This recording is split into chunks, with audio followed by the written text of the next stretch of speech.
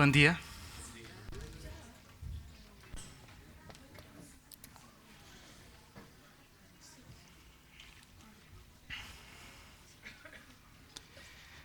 Na sexta-feira passada, nós tivemos um evento importante aqui na nossa igreja. Já foi falado em várias ocasiões. Este evento que nós fizemos na sexta-feira não foi um evento único, é algo que nós pretendemos realizar no futuro, talvez na Páscoa. E neste tempo em que nós vamos estar aqui a conversar um pouquinho, mais eu do que vocês, eu gostaria de encorajar-vos a pensarem naquilo que aconteceu na sexta-feira como algo mais do que apenas um evento. Muitos de nós trouxeram convidados. E alguns desses convidados gostaram de estar aqui connosco, pelo menos deu para perceber através dos cartões. E algumas boas conversas foram iniciadas.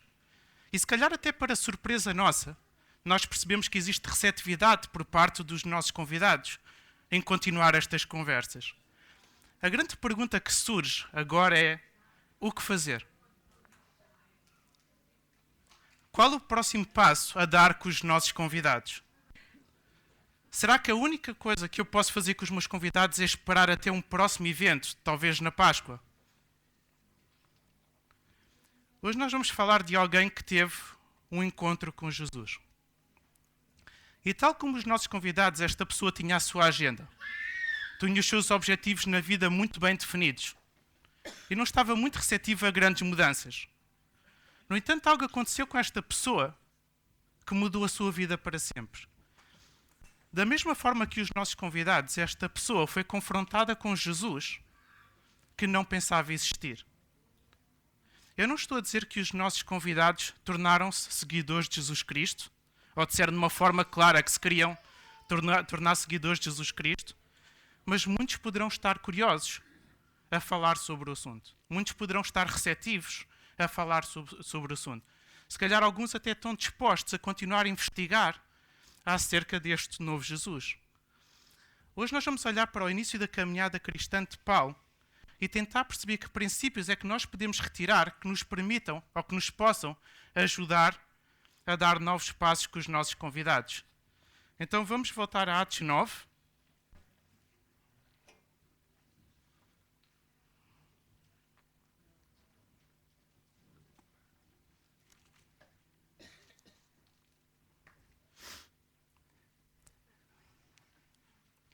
Atos 9, do versículo 10 até ao versículo 31.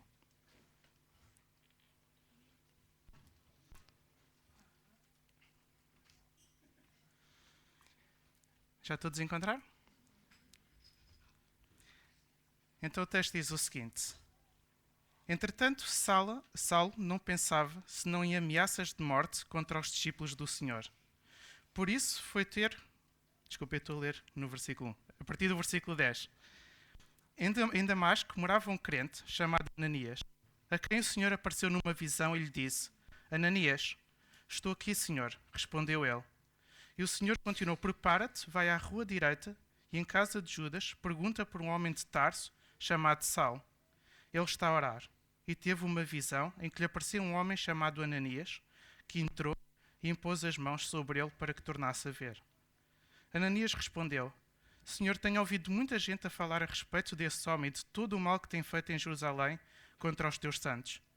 Ele veio a Damasco com poderes que lhe deram os chefes dos sacerdotes para prender os que invocam o teu nome.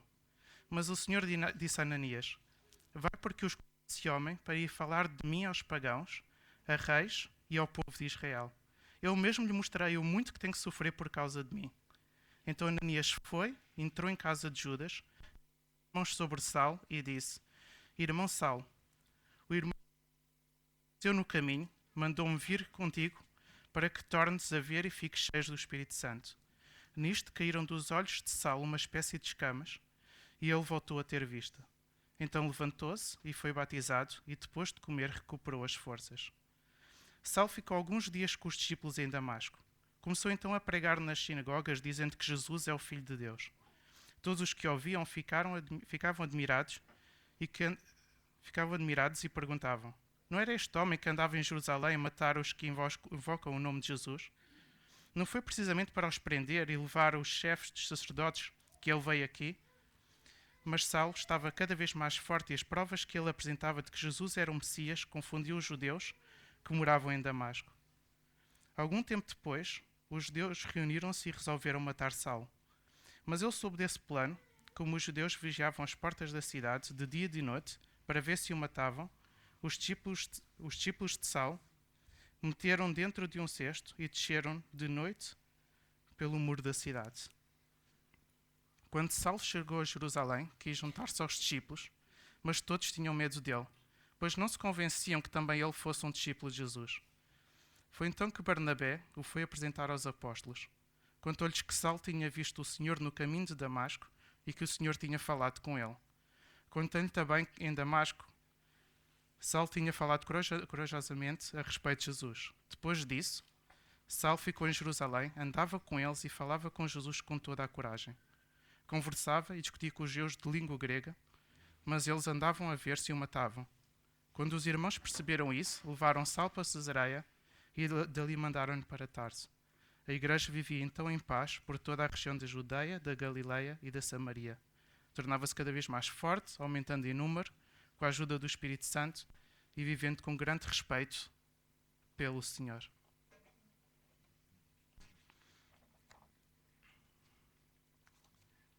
Vamos orar.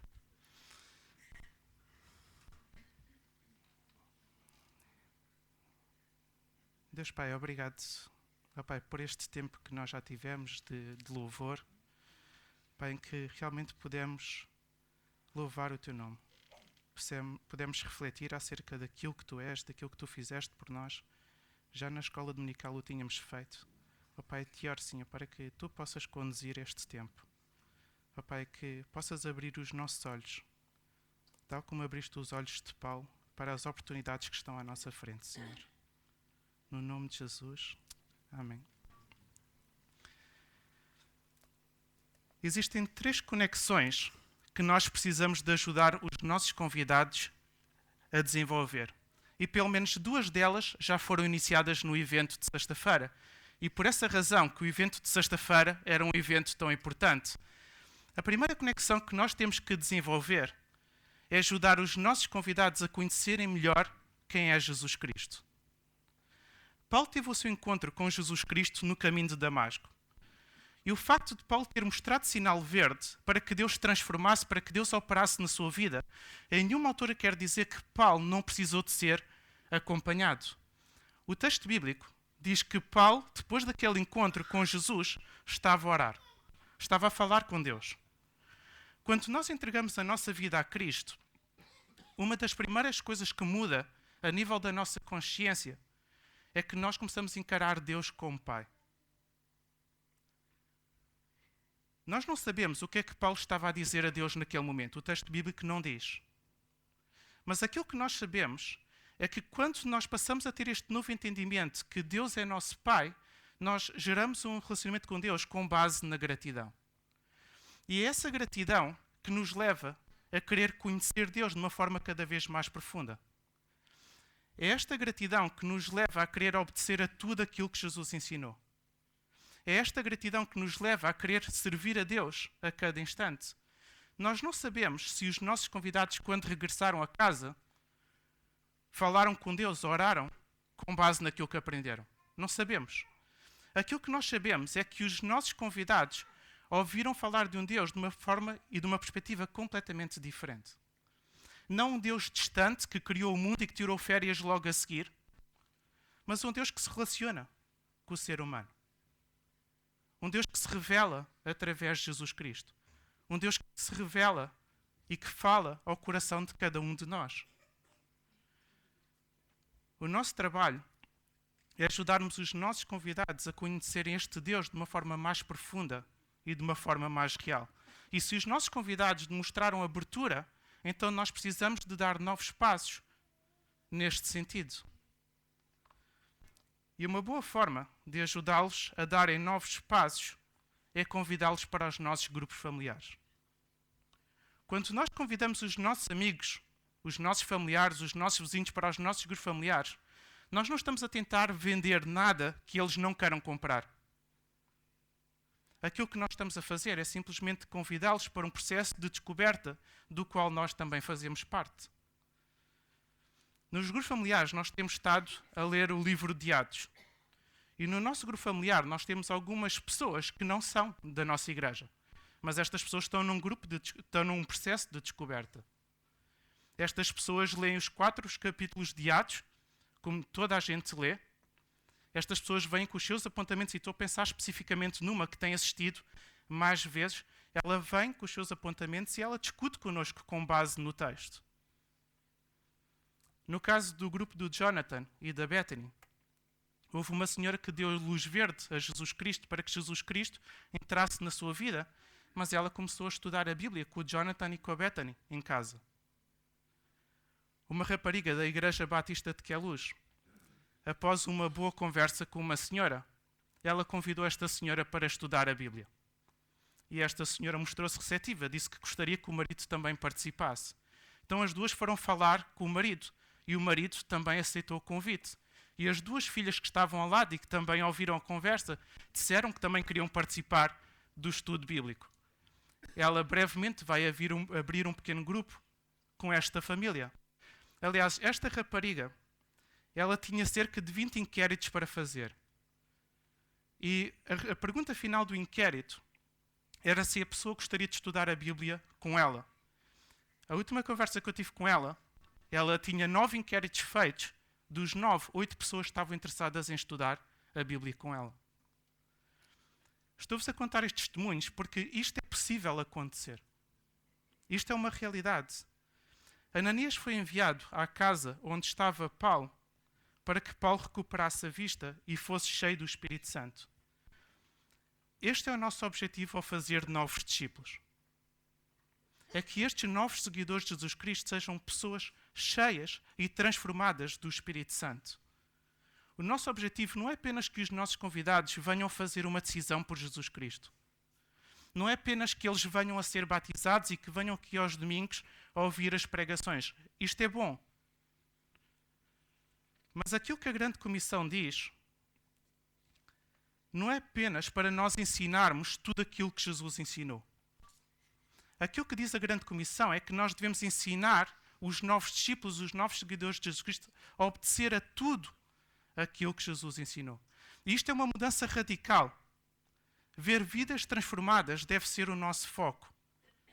E para isso nós precisamos que os nossos convidados sejam pessoas ativas neste processo de descoberta e não apenas ouvintes do nosso bom ensino. Nós precisamos de estimulá-los a ouvir Deus através da Bíblia. E quando nós os incentivamos a ler textos bíblicos, a fazer anotações, a virem com estes apontamentos para um grupo pequeno, isto acontece. Certa vez a Rosalina ofereceu uma Bíblia a um colega da sua antiga empresa e incentivou esse colega a ler a Bíblia. Mais tarde, esse colega compartilhou com a Rosalina que, enquanto lia os evangelhos acerca de Jesus, o seu coração ardia. É estranho, porque foi precisamente a mesma reação que os discípulos tiveram a caminho de Emaús enquanto ouviam Jesus. Deus fala através da sua palavra, mesmo para aqueles que ainda não se assumem como cristãos. E nós precisamos de convidar os nossos amigos para lerem a Bíblia connosco e continuarem este processo de descoberta de um Deus que se revela. Nós só conhecemos Deus porque Deus se revela. Na sexta-feira, um primeiro passo foi dado. O meu encorajamento é, vamos aproveitar esta ajuda, porque é bem provável que nós fiquemos surpreendidos com as respostas que nós vamos ouvir. E se por alguma razão a pessoa disser que não quer vir ou não pode vir, nós não temos que ficar desmoralizados. Nós vamos continuar a relacionar-nos com esta pessoa, vamos continuar a investir nesta pessoa, a amar esta pessoa, mas podemos convidar outros e podemos até convidar esta pessoa no futuro. Nós não temos que desistir. Ananias foi enviado por Deus para acompanhar Paulo nos seus primeiros passos como cristão. Mas ele não foi o único a participar nesta caminhada de Paulo. Paulo cruzou-se com muitos outros cristãos. Experimentou da comunhão de cristãos tanto em Damasco como em Jerusalém. Isto para dizer que a vida cristã é uma vida vivida em comunidade. E nós precisamos de conectar os nossos convidados com outros cristãos. E isto é possível fazer através dos grupos familiares. Os grupos familiares é um local ótimo para estabelecer estas conexões. Tal como Ananias, nós fomos enviados para acompanhar os nossos convidados e essa é uma responsabilidade que nós temos. Nós não podemos afastar-nos dessa responsabilidade, mas também não podemos cair no erro oposto, que é isolarmos os nossos convidados da convivência com outros cristãos. Barnabé, quando viu que os cristãos de Jerusalém estavam a desconfiar de Paulo, porque Paulo mandou matar outros cristãos e era um medo legítimo, o medo que eles tinham, Barnabé não afastou Paulo do convívio e da comunhão com outros cristãos. Ele podia ter feito, ele podia ter acompanhado Paulo sozinho, tinha competências para o fazer. Provavelmente ele não o fez, porque ele sabia que era importante que Paulo fosse integrado no meio de outros cristãos. Ele sabia que as amizades, que os relacionamentos iam ser um passo importante na vida de Paulo. Vemos neste episódio que nós acabamos de ler que foram estes discípulos que salvaram Paulo da morte. E quando eles perceberam que a vida de Paulo corria perigo, eles levaram Paulo para outra cidade.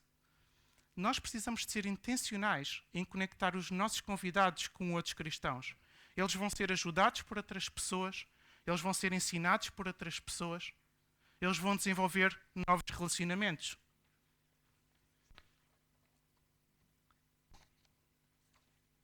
Nós precisamos de ajudar os nossos convidados a integrarem-se numa nova comunidade. E por isso nós precisamos de ajudar outros cristãos a responsabilizarem-se pelos nossos amigos. E a grande pergunta é, como é que nós fazemos isso? Como é que eu responsabilizo o Kim pelos meus convidados? Ou como é que eu responsabilizo a Miriam pelos meus convidados? Aquilo que Barnabé fez foi apresentar Paulo aos apóstolos. Contou a história de Paulo a outros cristãos. Contou aquilo que Deus estava a fazer na vida de Paulo. E os cristãos de Jerusalém perceberam isto e integraram Paulo na sua comunidade. Andavam com ele e foram ensinando Paulo através do seu exemplo e das suas palavras. Alguns autores defendem que a maior parte das pessoas, antes de fazer uma decisão por Cristo, precisam de sentir-se seguras no âmbito de uma comunidade. E se eu fosse fazer aqui um pequeno inquérito, nós íamos perceber que a maior parte de nós, antes de fazer uma decisão por Jesus Cristo, teve algum tempo integrado numa comunidade. Os nossos convidados podem experimentar nos grupos familiares um ambiente seguro para continuarem este processo de descoberta.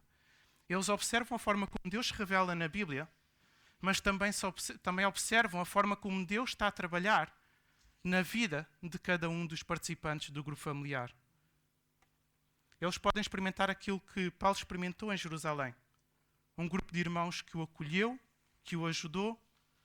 Não era apenas um grupo de amigos. Não era apenas um grupo de pessoas com interesse comum chamado Jesus Cristo. Mas era um grupo de irmãos que caminhava junto.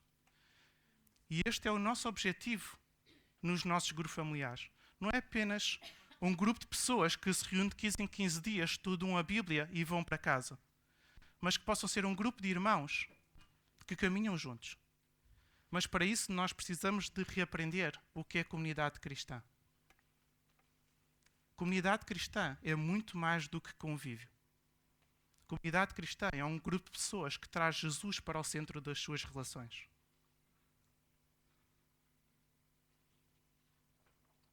Para além de ajudarmos os nossos convidados a terem uma conexão mais profunda com Deus e com outros cristãos, nós precisamos de conectá-los com a missão.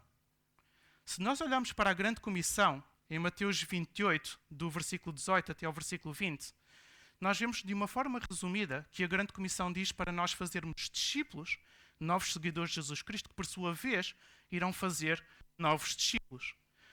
Este é o fim que nós temos que ter em mente quando nós começamos este processo de descoberta com os nossos convidados. É que um dia eles vão fazer exatamente o mesmo com outras pessoas. Mas a nossa tendência é achar que isto faz parte de um processo natural e espontâneo.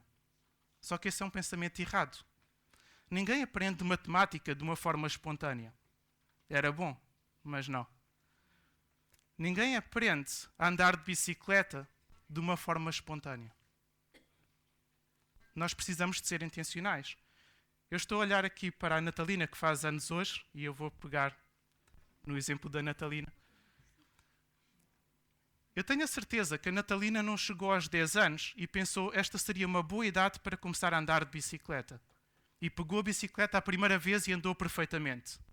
As coisas não acontecem assim. Possivelmente, a Natalina viu alguém andar de bicicleta e achou que seria bom aprender a andar de bicicleta e alguém a ajudou a andar de bicicleta. Ou se calhar a Natalina nem sabe andar de bicicleta.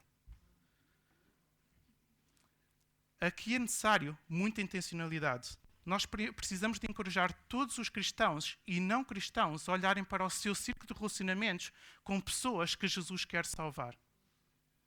E enquanto nós os desafiamos neste processo, nós precisamos de treiná-los nesta importante tarefa. O nosso texto mostra-nos que, depois de um tempo com os discípulos em Jerusalém, Paulo falava da sua fé aos judeus. E o mesmo já tinha acontecido em Damasco. É possível, é bem possível que Paulo tivesse sido ensinado a compartilhar a sua fé com outras pessoas. Mas a convivência com pessoas que compartilham a sua fé todos os dias fez toda a diferença. Na vida cristã, não basta ensinar. Nós temos que ser exemplo. E quando nós trazemos os nossos convidados para o nosso grupo familiar, é bem provável que depois de um tempo de eles experimentarem comunhão com outros cristãos e perceberem os benefícios da comunhão com outros cristãos, eles desejem trazer outras pessoas, mesmo que ainda não sejam cristãos. Eu lembro-me de uma criança que teve no nosso retiro na igreja há cerca de 2 anos atrás. Ela hoje já não é bem uma criança. Mas, enquanto ela esteve no retiro, ela não parou de dizer quem me dera que a minha mãe estivesse aqui, porque ela iria gostar muito de estar aqui na nossa companhia. Quando as pessoas percebem os efeitos positivos de uma comunidade, elas encorajam outros a vir. Elas percebem que existe ali um grupo de pessoas que se preocupa, em quem podem confiar, e percebem que existem outras pessoas que precisam disto. É bom desafiar os nossos convidados a trazerem outras pessoas para o nosso grupo familiar. Mas nós temos que dar o exemplo e sermos nós os primeiros a convidar outras pessoas. Porque se não fizermos, aquilo que vai acontecer é que os nossos convidados vão olhar para o grupo familiar e vão pensar que o grupo familiar é um ambiente fechado, que não é aconselhável trazer outras pessoas. Paulo, mesmo antes de se tornar cristão, ele convivia com pessoas que partilhavam ativamente a sua fé. Paulo matava ou mandava matar estas pessoas. Quando Paulo se tornou cristão e começou a conviver com outros cristãos que diariamente partilhavam a sua fé, ele percebeu que isto fazia parte da vida de um cristão. Paulo foi educado pela sua comunidade. As pessoas que nós convidamos para o evento de sexta-feira e que vamos convidar para o nosso grupo familiar precisam de perceber que partilhar a sua fé e desafiar outras pessoas para um grupo de descoberta ou para um grupo familiar faz parte de um processo natural na vida de um cristão. Nós temos que educá-los com base no nosso exemplo. Isto fez a diferença na vida de Paulo. E certamente vai fazer a diferença na vida dos nossos convidados.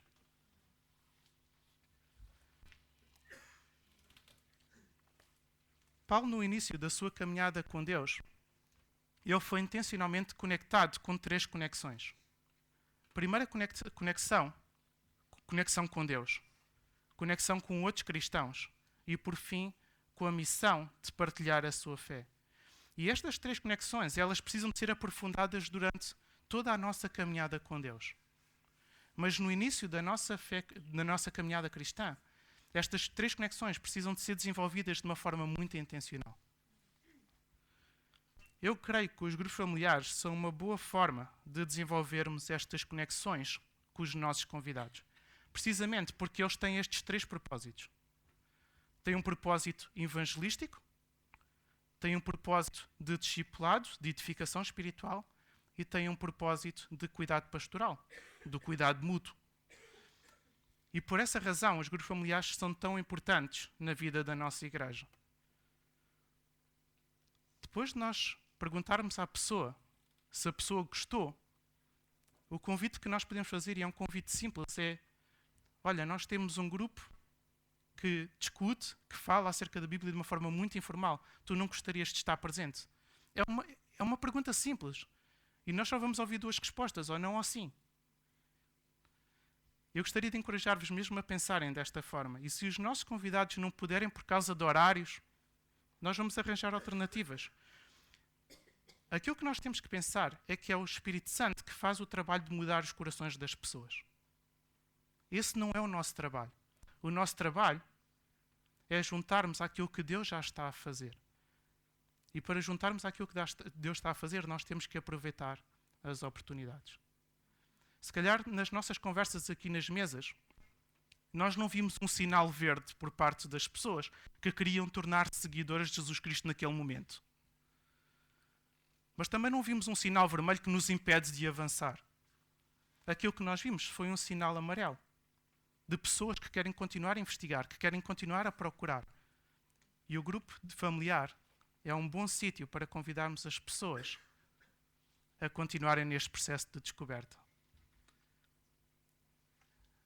Vamos orar.